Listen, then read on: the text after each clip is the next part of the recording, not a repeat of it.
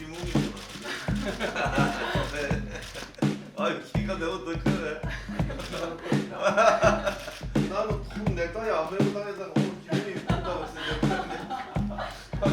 그 조직이 저항해가지고 뭔가 옳은 일을 해보고자 도전하고 나온 사람이라서 상당히 저돌적이고 도전적인 인상으로 난 생각을 하고 땅땅하게 좀 이렇게 나타날 줄 알았는데 나보다 키도 크고 원래 키 큰 사람이 유하거든. 네, 그렇죠.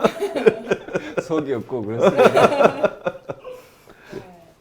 당선자님 어떻게 대표님 TV로만 보시다가 그렇죠. 저도 늘 TV로만 뵙다 이제 네. 이렇게 직접 뵀는데 소위 무대님에 대해서 이야기를 워낙 많이 들었기 때문에 명불허전이다. 거인들의 시대가 있었지 않습니까? 네. 그 마지막 그 거인을 보는 것 같은. 선거를 좀 치러보니 좀 어떠셨어요? 책에서 보는 거하고 달리 뭐든지 직접 해보면 진짜 다르잖아요. 그러니까 네. 뭐 저도 이제 나름 선거 전에는 이런저런 구상을 했는데 막상 들어가 보니까 완전히 그 현실은 완전 다르더라고요. 이제 처음에 해가지고 명함을 주잖아. 예, 예. 명함 몇 프로나 받던가. 아침 출근 시간대는 한 30% 정도인데 그 시간 빼면은 거의 한 70% 정도는 받아주십니다. 그러니까 다른 지역에 비해서 뭐 저는 그냥 따뜻한 봄날이었습니다.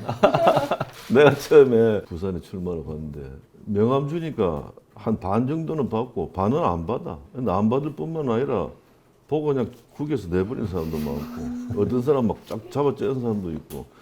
그래서 내가 그날 저녁에 하도 쇼크 받아가지고 들어가가지고 야 안 째지는 명함 맞춰.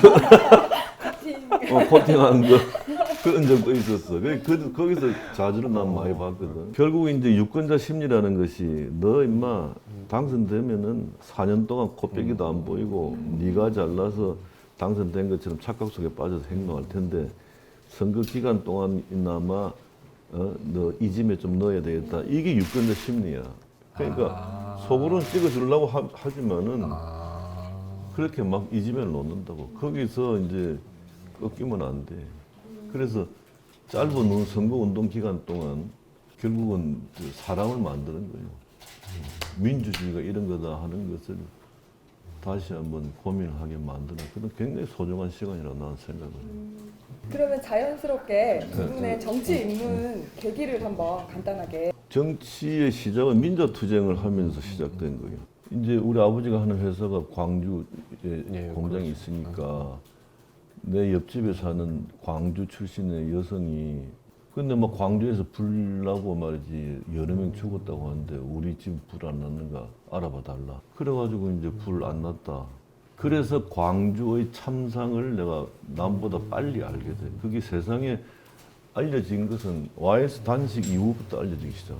그래서 이제 나는 그 광주에서 군인들이 공수특정단이 가가지고 뭐 우리 시민들을 총으로 제압을 했다는 소리를 듣고 이거는 민주주의 국가에서 있을 수 없는 일이다. 이래가지고 이제 그 회사 다 그만두고 서울로 올라와가지고 이제 YS가 하던 민주산악회에 이제 들어가게 된 거지. 그래서 민주협 창립 멤버로 참여하게 되고. 정치 입문 계기는 저는 사실 이런 정치하시는 분들 앞엔 정말 죄송한데 처음부터 이제 정치를 하려고 시작한 것은 아니었습니다. 할 말 다 해라. 괜찮아. 그냥 이제 청와대 쪽 인사들하고 수사권 조정 관련해서 하다가 사실은 되게 실망을 넘어서 좀 분노를 하게 된 게 결국 뭔가 이 권력기관을 개편을 하고 국민한테 돌려주겠지라고 생각을 했는데 가서 이야기하는 걸 봐서는 그게 아니고 정권을 재창출하기 위해서 권력을 오히려 권력기관을 강화시키는 구조구나. 뭐 이런 게 알아서 이제 그걸 자꾸 반대를 했었죠. 그러다 이제 그 당시 이제 수사권 조정을 직을 걸고 막겠다라고 이야기를 했는데 통과가 되니까 직을 걸어야 되겠더라고요. 그래서 그냥 이제 사직을 하고 나왔는데 그리고 마침 그때 이제 새로운 보수당 쪽에서 이제 제안이 들어왔습니다. 사실 이런 말씀을 하긴 그렇지만 그 전에 이제 한국당이 중도로 나가기는 어렵지 않느냐 싶어서 이제 새로운 보수당 쪽에 합류를 했고 그때부터는 정말 제가 원하는 방향이 아니고 마치 롤러코스터 타면은 거기 따라 그냥 움직이지 않습니까? 호랑이 등에 탄 거지. 예. 합당이 되고 미래한국당이 생기니까 야 당적을 바꾸는 거에 대한 그런 부담감.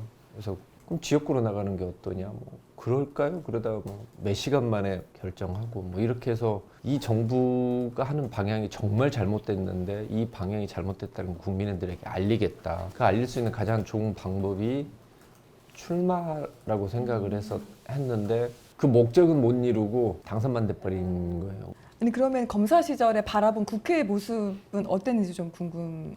국회 업무를 직접 해본 게 2번 있거든요. 예전에 이제 법무부 법무심의관실 검사를 했었을 때입니다. 2007년 뭐 이때쯤인데 그때 당시는 되게 독자적이고 되게 개성 강하신 분들이 많았어요. 법사위 같은 경우도 조순영 의원님이나 아니면은 뭐 법사위는 아니었지만 강기갑 의원님이나 당은 당의 목소리가 있었고 그 안에서도 되게 좀 자기 소신과 목소리가 강하신 분들이 좀 있었어요. 그에 대해서 그때 처음 되게 희망도 많이 갖고 생각이 달라도 이렇게 이야기를 해서 서로 뭔가 도출을 해 나가는구나 이런 걸 알았는데 다시 20대 국회 때 와서 국회 업무를 하는데 그때는 정말 놀랬던 게 뭐냐면 이쪽이나 저쪽이나 양 개미 집단이 싸우는 것 같다는 느낌이 드는 거예요. 의원들이 숫자는 많은 것 같은데 자기 목소리를 내는 사람 하나도 없고 특히 여당 같은 경우에는 그냥 청와대 출장소 같은 느낌인 거예요. 그 안에서 자기 목소리를 내는 의원들 같은 경우에는 지금 사실 여당 같은 경우에는 금태섭 의원이나 이런 분들은 결국은 뭐 다 날아가 버리는 그걸 보면서 되게 실망을 많이 하다. 욕만 하지는 말고 한번 나도 한번 해보자.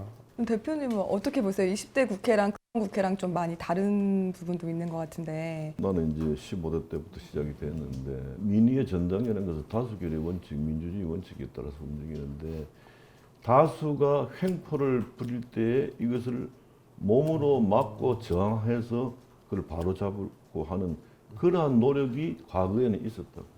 그런데 어느 순간 국회 선진화법이라는 게 딱 만들어지고 다수 횡포를 막을 방법이 없어. 우리 스스로 우리 손발을 다 묶어버리니까. 이 국회 선진화법이 천하의 악법 중에 악법이라고 나는 생각을 해요. 이 선진화법은 절대 해서는 안 된다. 그냥 박근혜 그 앞에 앉아 있었지. 이거 하게 되면은 당신 대통령 되더라도 이것은 식물 국회가 아니라 식물 행정부를 만드는 일인데 왜 이걸 갖다가 지금 우리가 하려고 하느냐는 거지. 근데 마지막에 박근혜가 뭐 찬성하니까 싹 다 돼버린 거예요. 그래가지고 이제 우리가 만든 법이요 이게. 예, 맞습니다. 어? 이제 여당은 180석에 뭐 달하게 됐고 이럴 때 좀 어떻게 국회 야당 역할이 더 중요해진 것 같은데. 장애 투쟁 나가는 거는 옳지 못해요. 오로와 나싱 게임으로 가면은 악마법이 통과되는 겁니다. 협상을 해야 돼요. 소수일수록 협상해가지고 따먹어야 돼. 이 협상이라는 것은 항상 몇 개를 올려놓고 나중에 주고받는 거거든. 공수처법과 선거법이 올라왔잖아. 선거법은 우리가 지면은 할 수가 없는 거 아니야. 그래서 난 선거법을 쟁취하기 위해서 공수처법을 내줘라 난 그렇게 이야기했어. 왜냐면 이거는 우리가 집권하고 난데 바꿀 수 있는 법이니까 결국은 다 내줘 버렸잖아. 그 악마가 2마리가 통과된 거야. 이건 이 협상을 아주 잘못한 거지. 그럼 비판받아야 돼. 우리가 103석밖에 안 된다. 그리고 저기가 원하는 건 뭐든지 다 할 수 있다라는 거. 그걸 그냥 잘 이용하려고 해요. 그럼 반대로 생각하면 그쪽에서는 모든 책임을 자기들이 다 져야 되는 부분이고 니네 그거 정말로 해서 국민들한테 정말 도움 될 것 같냐? 정말 국민들한테 피눈물 흘리게 하면 어떡할 거냐? 그런 부분들을 계속 이야기를 해줘야 된다고 생각하거든요. 제가 이번 선거를 하면서 제일 답답했던 게 뭐냐면 미래통합당이 경제를 살리겠습니다. 뭐 대한민국 살리겠습니다라고 하는데 어떻게라고 물어보면 답을 할 게 없어요. 보수라는 게 누가 그 이야기를 하더라고요. 이념이나 이런 게 아니고 살아가는 양식과 생각하는 방식인 것이지 보수라는 이념이라는 게 어떻게 있을 수가 있느냐. 그 말이 꽤 맞는 것 같고 그런 이제 유연함이 우리가 되게 없었던 것 같아요. 그래서 그런 그때 우리가 계속 나가지고 봐라 얘들 잘못됐잖아 라고 이야기를 할 게 아니고 자 이걸 우리는 어떻게 고치겠다. 그걸 제시를 해야 된다고 생각을 하거든요. 그래서 하여튼 들어야 돼. 국회의원 돼가지고 지역에 국회의원 사무소를 열게 되면은 많은 지역 주민들이 찾아오고 민원을 하러 오는데 들어주는 거 이 행위가 민주주의. 다 그 듣고 알아보고 안 될 때는 이건 이래 해서 안 됩니다 하고 답을 주면 이건 성공하는 거예요. 그래서 앞으로 이 당이 어떻게 가야 될까요? 그거 내가 좀 이야기할까? 네. 내가 이제 당이요. 고민을 많이 했는데 이 표심을 읽지 못하고 이 시대와 사회 변화를 읽지 못하는 독선 때문에 우리가 졌다. 우리 스스로 보수 우파 자기 프레임 속에 갇혀가지고 보수가 아직까지 주류인지 착각 속에 헤매면서 이번 선거를 치렀다. 그래서 우리가 정신 차려야 된다. 바꿔야 된다. 우리끼리만 뭉치면 된다. 막 저놈들은 무조건 나쁜 놈들이다. 막 북한과 대화하는 것도 저것만 나라 뭐 넘어간다. 뭐 자꾸 이런 국민들은 그렇게 생각 안 하는데 자꾸 우리 주장만 했는데 이제 거기서 벗어나야 된다. 그러니까 건전 보수층이 중도층으로 옮겼다가 이것이 이쪽으로 가버린 거예요. 민심의 흐름을 우리가 포착하지 못하고 자꾸 진영 대결로 가다가 진 선거다. 난 이렇게 생각이 들고 이 이념 지형, 정치 지형이 다 바뀐 것을 우리가 이제 인정해야 된다. 보수가 주류가 아니다는 것도 인정해야 된다. 그래서 새로운 길을 모색하자. 제3의 길 바꾸려면은 뭐로 바꿔야 되느냐? 간판을 바꿔야 돼. 간판을 뭘로 바꿀 것이냐? 젊은 사람 바꿔야 돼. 나는 그렇게 생각해요. 그래야지 국민들이 알아주지. 그나물에 그 밥이 똑같은 놈 나와가지고 또 맨날 텔레비에 나오고 당 대표 얼굴로 나오면 국민들이 인정해 주겠어. 그 시간이 필요하다 이게. 토론의 장이 필요하고 혁명적인 세대 교체해야 돼. 이제 낡고 퇴색한 인물들 더 이상 끌어들이면 안 되고 경험 많은 사람들의 말을 경청하고 중요한 것을 상의해서 하겠다 하는 그런 마음 자세를 가진 사람이 돼야 되겠지. 너희 다 썩은 놈들 집에 가라 뭐 이렇게 하면 이건 안 되는 거야. 정치는 하면서 이게 막 계속 이 자리가 뭐 절대적으로 소중하니까 꼭 이 자리 지켜야겠다 뭐 그런 것은 아니기 때문에 할 말은 다 하는 것 같아요. 그리고 뭐 타고나기를 그렇게 타고났으니까 할 말은 다 할 것 같은데 약간 뭔 생각이냐면 정치인이 돼서 그러니까 어떤 말을 했을 때 그게 억울로나 아니면 다른 사람에게 상처가 될 수도 있겠더라고요. 보수의 가치라는 그 포용이라는 게 없었잖아요. 그러니까 아시다시피 여기에서 뭔가 흔들리고 막 자꾸 치고받는 싸움을 보고 싶어 하는데 이럴 때는 지켜보고 당의 움직임에 이제 힘을 실어주되 만약에 그게 마치 사가 끼어서 잘못된다 생각하면 뭐 그때는 이제 뭐 세게 버텨야겠죠. 굉장히 중요한 이야기 잘 정청해 들었는데 이 튀는 것도 예의를 갖춰서 튀어야 돼. 내가 우리 후배들 쭉 지켜봤거든. 하여튼 말은 맞는데 못되게 하는 예의가 없이 하는 사람들이 있어. 그거 다 미래가 없어. 그래서 지금 이야기한 그대로 하면 돼. 그 뭐 옳은 말 하고 싶은 말은 하지만은 그러나 예의를 갖추고 분위기도 보고 그래 해야 돼. 그리고 두 분이 공교롭게 영남 출신이고 호남 출신이시더라고요. 근데 우리 정치권에 대해 고질병이 지역 감정, 지역주의잖아요. 그래 나는 지역 감정 벽을 허물라고 그 광주에 갈라 했는데 그러네요. 호남 출마 저희 진짜 기대했는데요, 대표님. 광주에 내가 가서 희생하겠다 해도 그것도 안 된다고 하니 내가 뭘 잘못했는데 내가 이렇게 견제를 받아야 되느냐. 그러니까 반대 입장에 있던 사람들 졸장부들이지. 세상을 크게 못 보는 거야. 일단 당장 친구들이 막 우리 저희 그 단톡방 밴드에서 뭐 제명시키자 뭐 실제로 제명하자고 막 했었고 뭐 김웅 낙선 운동을 했다 송파에 아는 지인에게 전화를 해서 절대 찍지 말라고 이야기를 했다 뭐 그런 걸 이제 막 올리고 막 그 정도로 이 지역 감정이 심하게 된 것 같아요. 근데 제가 전라도 사람 입장으로 봤을 때 지역 감정은 어떻게 보면 이제 소외에서부터 시작을 했다.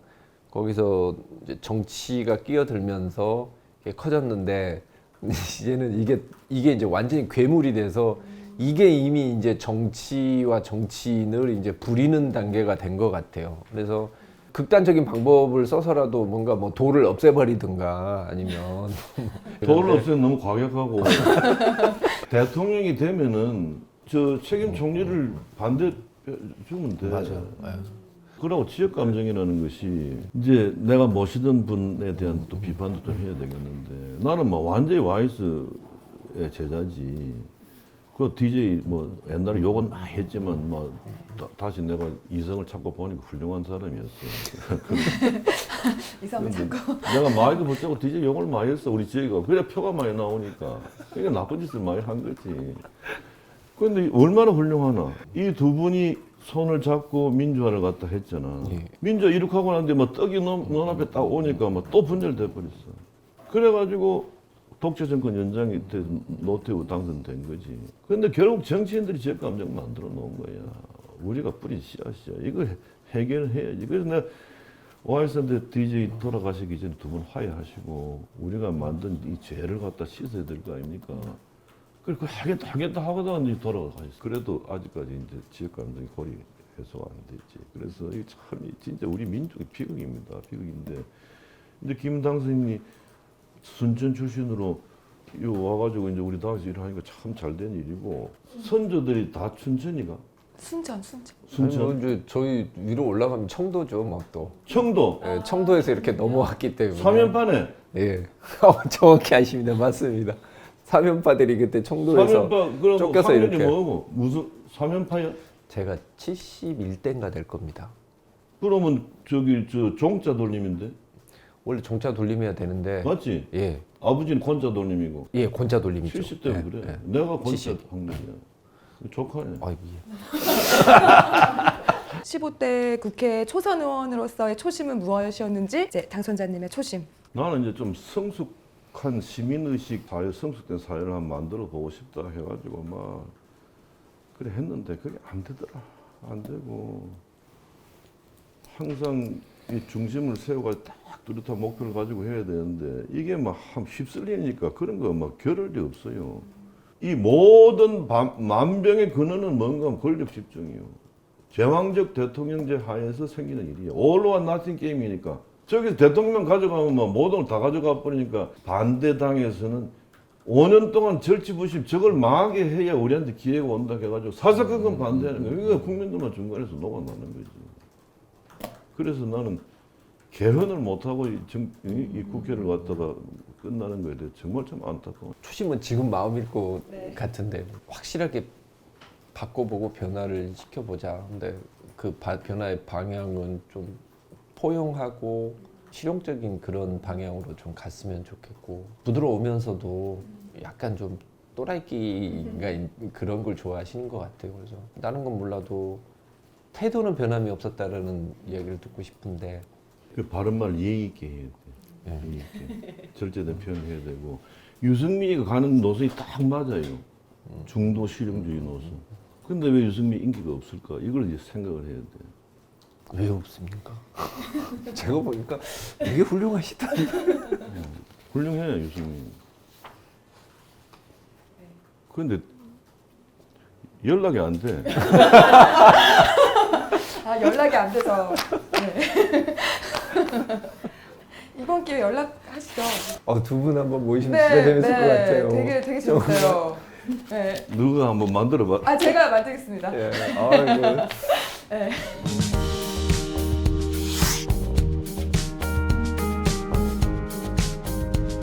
뭘 근무할 건가 생각하다가 나는 초선 때 달고 그 지금까지 배치 한 번도 안 달았거든.